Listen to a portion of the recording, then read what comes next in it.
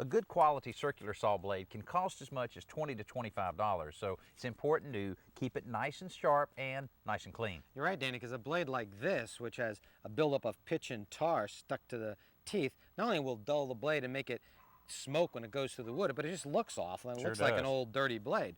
But I've got a way of cleaning it that works really well, and it's using just ordinary oven cleaner. Okay. Do me a favor and pull off a piece of this aluminum foil while I slip on these rubber gloves.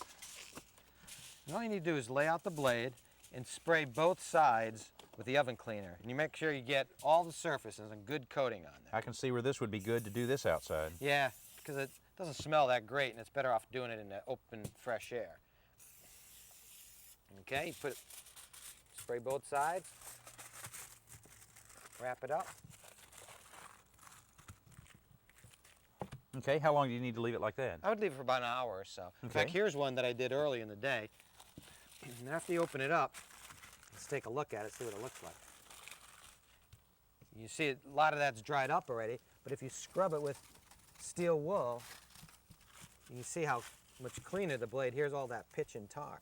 In just a few minutes, you can get it almost all cleaned off. Okay, after you get it all cleaned, what about a little oil? Will that help it? Yeah, I'd first wash it with water and dry it really well, and then a nice coating of oil, and store it in a dry spot.